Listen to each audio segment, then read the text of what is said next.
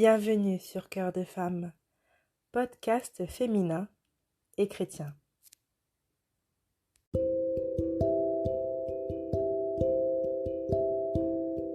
Bienvenue sur Cœur de Femme. Je suis Anna et je suis ravie de vous retrouver dans ce nouvel épisode. Dans cet épisode, j'aimerais vous présenter l'exemple d'une personne qui s'est levée contre l'injustice en restant assise. Il s'agit de Rosa Parks. Et pour illustrer sa vie, j'ai été inspirée par le verset Matthieu 5, 6. Heureux ceux qui ont faim et soif de la justice, car ils seront rassasiés. Bonne écoute.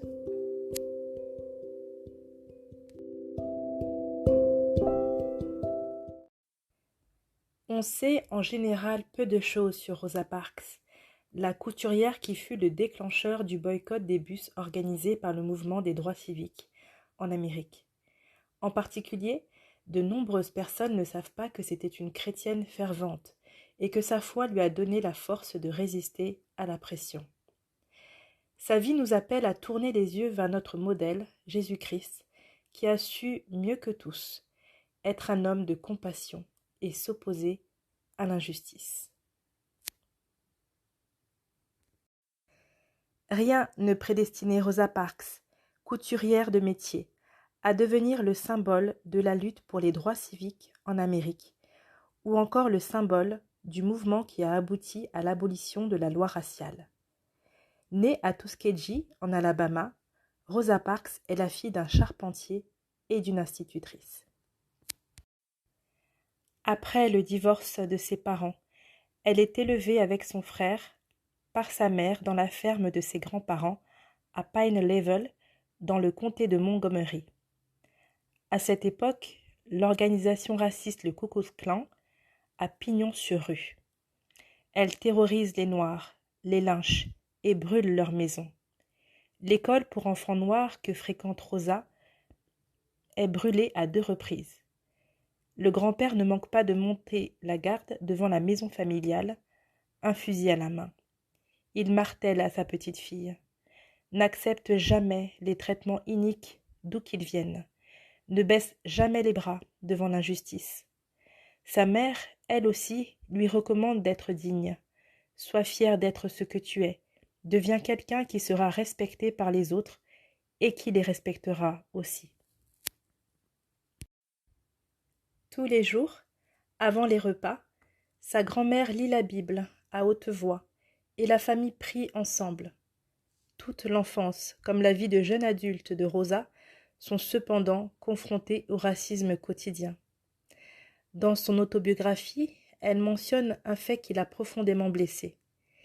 Il y avait des fontaines réservées aux Blancs et d'autres réservées aux Noirs.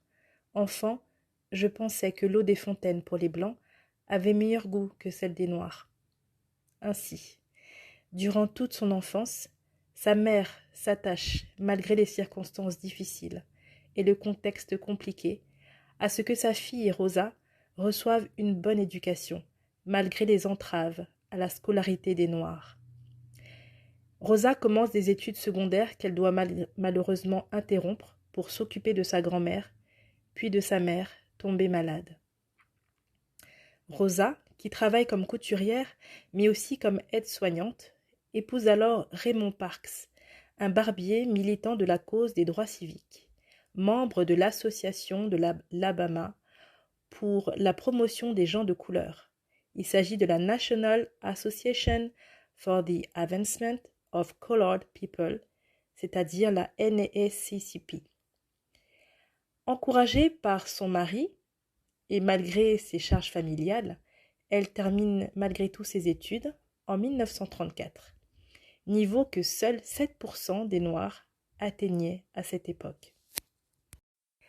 Chose importante à savoir également, comme la plupart des Afro-Américains de cette époque, Rosa était impliquée dans la vie d'une église. Chrétienne convaincue, elle dit dans son livre intitulé « Quiet Strength », la force tranquille, avoir appris dès son plus jeune âge à mettre sa confiance en Dieu et à le considérer comme sa force. Toujours dans son livre, Rosa Parks dit que sa foi en Dieu s'est développée dès son enfance. Elle dit, je cite, « Chaque jour, avant le dîner et avant d'aller au culte le dimanche, dit-elle, ma grand-mère nous lisait la Bible, à mon grand-père et à moi, et nous prions ensemble. Nous avions même des temps de prière avant d'aller récolter le coton dans les champs. La prière et la lecture de la Bible, se souvient-elle, faisaient partie de mes pensées quotidiennes et de ma foi. J'ai appris à mettre ma confiance en Dieu et à le rechercher comme mon soutien. » Rosa n'a pas planifié ce qui lui arrivera plus tard, et c'est donc presque malgré elle, mais consciente de sa dignité d'être humain devant Dieu, qu'elle suscitera plus tard un véritable raz-de-marée dans cette Amérique de l'après-guerre. Sa relation personnelle avec Dieu lui assure force et paix dans ce combat qui l'attend pour les droits civiques.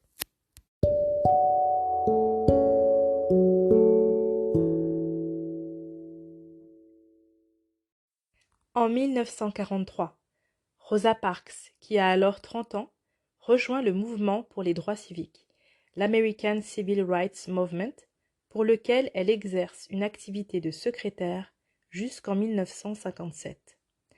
Elle travaille également comme femme de ménage chez un couple libéral blanc, Clifford et Virginia Durr. Clifford Durr est un avocat qui a joué un rôle important dans la défense des militants.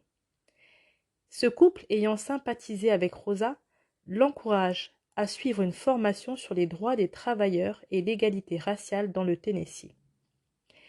Dans cet État du sud des États-Unis, les bus symbolisent à eux seuls la ségrégation qui règne. Ils sont divisés en 3 parties. L'avant est réservé aux Blancs. Les Noirs n'ont même pas le droit de rester debout dans l'allée. L'arrière est réservé aux Noirs. Ils n'y ont pas toujours de place assise. Une zone intermédiaire est accessible aux Blancs et aux Noirs, mais un Noir doit se lever dès qu'un Blanc le demande. Pour pouvoir prendre le bus, les Noirs paient d'abord auprès du conducteur, puis descendent et remontent par l'arrière du véhicule. Il n'est pas rare que le chauffeur redémarre avant que ses passagers de deuxième catégorie n'aient le temps de remonter, les laissant alors sur place. Le 1er décembre 1955, Rosa Parks, 42 ans, est une femme mariée depuis 23 ans et jouit d'une excellente réputation tant sur son lieu de travail que dans son quartier ou encore dans son église. C'est ce jour-là, dans la ville de Montgomery, en Alabama, qu'elle prend le bus en cette fin de journée. Elle s'assied dans la zone intermédiaire et, contrairement aux autres passagers, elle refuse de se lever quand un homme blanc demande à s'asseoir. Le conducteur lui donne l'ordre de céder sa place. Elle n'obtempère pas et refuse d'obéir à la législation en vigueur à l'époque et au conducteur de bus. Ce dernier, très en colère, descend, puis revient avec un policier qui arrête Rosa Parks. À ce moment-là, Rosa assume totalement son geste, qui cependant n'était pas prémédité. À cet homme qu'elle doit suivre, elle demande « Pourquoi tant de persécutions ?» Celui-ci de répondre « Je l'ignore, mais la loi est la loi, et je vous arrête. » Elle se fait donc arrêter, jugée, inculpée de désordre public ainsi que de violation des lois locales. Rosa Parks fait appel du jugement. Les leaders de l'association pour l'avancement des gens de couleur, la NAACP, dont Rosa assure le secrétariat, se saisissent de l'affaire. L'avocat du NAACP, Edgar Nixon, voyant l'intérêt symbolique du combat à mener, sollicite l'avocat libéral blanc Clifford Durr, qui accepte de la défendre. Pour rappel, à l'époque, Rosa avait travaillé en tant que femme de ménage auprès de Clifford et Virginia Durr. Il s'agissait en effet d'un couple de blancs militants de la cause du mouvement des droits civiques. Clifford Durr conteste donc à ses côtés devant la Cour suprême la loi sur la ségrégation qui a conduit à son arrestation. Il faut savoir que Rosa Parks n'était pas la première personne noire à refuser de passer à l'arrière de l'autobus. En effet, au début de cette année-là, une femme avait déjà été expulsée d'un bus en blâmant et en donnant des coups de pied. Une autre femme avait injurié les forces de l'ordre au cours de son arrestation. Mais le mouvement des droits civiques avait refusé de se rallier à elle. Cependant, tout au long de son arrestation, le comportement de Rosa Parks avait été irréprochable. Pour cette raison et pour sa douceur exemplaire, les leaders du mouvement des droits civiques en Alabama ont pensé que son arrestation était le signal indiquant le bon moment d'agir.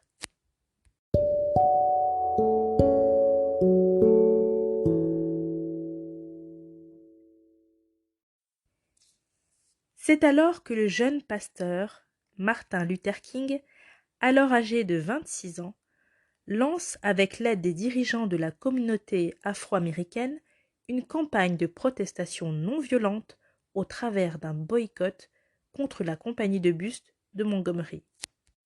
Très rapidement, la communauté noire, soit 75% des clients de cette compagnie de bus, s'organise pour la boycotter. Et les Noirs américains marchent. Des taxis font leur apparition et transportent les gens pour 10 cents, prix pratiqué par la compagnie de bus. Les organisateurs mettent également en place un service de bus parallèle. Rapidement, la faillite menace la société de transport. Ce boycott durera 381 jours, soit plus d'un an. Devant l'ampleur du mouvement et son impact, la presse internationale se fait alors l'écho du mouvement. Le monde a les yeux rivés sur l'Amérique. Des fonds, des chaussures, des vêtements parviennent de toutes parts pour soutenir les marcheurs. Par réaction, le Ku Klux Klan se déchaîne. Coups de fil nocturnes, menaces, arrestations, injustes, attentats, renvois illégaux. La maison de Martin Luther King subit un attentat à la bombe alors que sa femme et leur bébé de 2 mois sont à l'intérieur. En apôtre de la non-violence, Martin Luther King demande à chacun de ne pas réagir autrement qu'en continuant le boycott des bus jusqu'à ce que les Noirs et les Blancs puissent s'y asseoir où ils veulent, jusqu'à ce que les chauffeurs soient plus courtois à l'égard de toutes les personnes et jusqu'à ce que des chauffeurs noirs soient engagés. Dans le même temps, la Cour suprême s'interroge sur la validité de la condamnation de Rosa Parks. Finalement, le 13 novembre 1956, presque un an après l'arrestation de Rosa, la Cour rend son verdict. La Cour suprême casse les lois ségrégationnistes dans les bus en les déclarant anticonstitutionnelles. En d'autres termes, les lois ségrégationnistes de Montgomery sont déclarées illégales. Si le mouvement des droits civiques a engrangé ces résultats positifs, c'est parce que les leaders étaient pour la plupart des pasteurs engagés, intimement convaincus du soutien de Dieu dans ce combat et menant leur lutte sans violence. Le 20 décembre 1956, la Cour suprême oblige la société de transport à mettre en pratique le jugement. Le boycott des bus cesse donc le lendemain, mais la violence redouble contre les leaders du mouvement et contre les églises fréquentées par les Noirs. La répression s'abat sur les Parks et sur les membres de leur famille. La plupart d'entre eux perdent leur travail ou sont harcelés par les Blancs racistes. En 1957, ne trouvant plus de travail à Montgomery et n'y étant plus en sécurité, Rosa et son mari Raymond Parks décident de déménager à Détroit, dans le Michigan. Le couple y trouve finalement du travail. Rosa devient l'assistante de John Conyers, un démocrate afro-américain à la Chambre des représentants des États-Unis, où elle restera travailler jusqu'à sa retraite en 1988. Le couple Parks reste active au sein de la NAACP comme au sein de l'Association des leaders chrétiens du Sud, la Southern Christian Leadership Conference. Après le décès de son époux en 1987, Rosa crée une fondation à l'adresse des jeunes.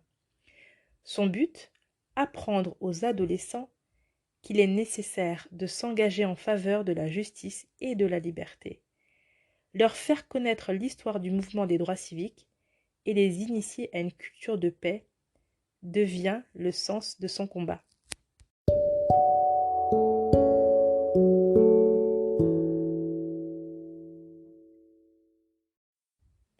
Puis, le 24 octobre 2005, après une vie de lutte et de victoire, Rosa Parks s'éteint paisiblement à l'âge de 92 ans.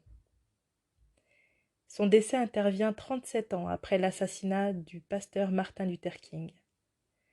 Rosa avait d'ailleurs qualifié le pasteur Martin Luther King comme le Moïse du peuple noir américain, en référence à son rôle déterminant pour les droits civiques. Souvenons-nous toujours que dans l'Amérique des années 60, des chrétiens ont combattu pour que les Noirs aient le droit de vote en Amérique. Avec un enracinement biblique, ils ont lutté de façon pacifique pour que leur voix soit entendue et qu'elle compte. Ils ont combattu pour des Noirs victimes d'injustice. Rosa est un encouragement à s'engager résolument comme simple croyant dans les combats contre l'injustice. Comme nous, Rosa Parks n'est qu'une simple citoyenne. Au moment où elle choisit de refuser l'injustice ambiante, elle ne sait rien de ce qui va se passer. Elle ne sait pas qu'elle va être arrêtée. Malgré son engagement déjà existant dans la lutte pour les droits civiques, Rosa Parks n'avait pas prévu d'être arrêtée pour avoir enfreint une loi raciste. Son histoire est pour nous un rappel du rôle majeur que la foi chrétienne a joué dans le mouvement des droits civiques. Rosa a été choisie pour sa droiture, sa douceur, qui sont les fruits de sa foi. Je vous partage quelques citations inspirantes de Rosa Parks. J'ai appris, au fil du temps, que lorsque nous sommes fermement résolus, la peur diminue. Savoir ce qui doit être fait disparaître la peur. Je voudrais que l'on se souvienne de moi comme d'une personne qui voulait être libre pour que les autres le deviennent aussi. On doit vivre sa vie en essayant d'en faire un modèle pour d'autres. Rosa est célèbre pour avoir dit non. Et je suis persuadée que dans cette génération, dans notre génération, il y a plusieurs autres Rosa Parks. Des femmes chrétiennes, à la fois vivantes, animées par l'esprit, éclairées par la parole, prêtes à relever les défis dans la lutte contre toutes les injustices. Son histoire est un encouragement à nous les femmes, mais plus largement à nous tous, enfants de Dieu, à oser se lever contre l'injustice.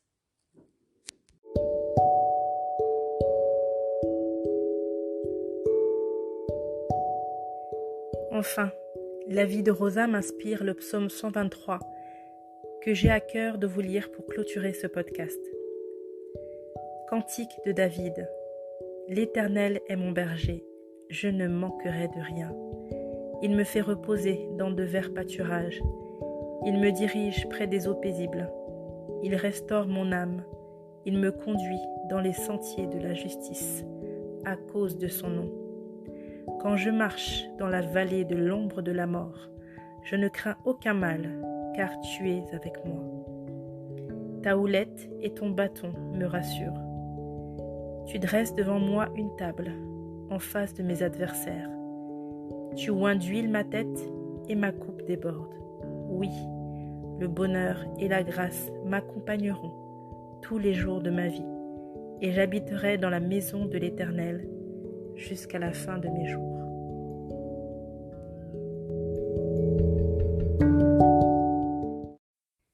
C'est ici que s'achève cet épisode de Cœur de femme. Si vous avez été édifié par cet épisode, n'hésitez pas à le partager, à le faire connaître autour de vous au travers de vos réseaux sociaux. En attendant le prochain épisode, je vous invite à rejoindre Cœur de femme en vous abonnant à la page Instagram Cœur de femme podcast ou encore à la chaîne YouTube Cœur de femme podcast. D'ici là, soyez bénis et bel été à vous. À bientôt sur Cœur de femme.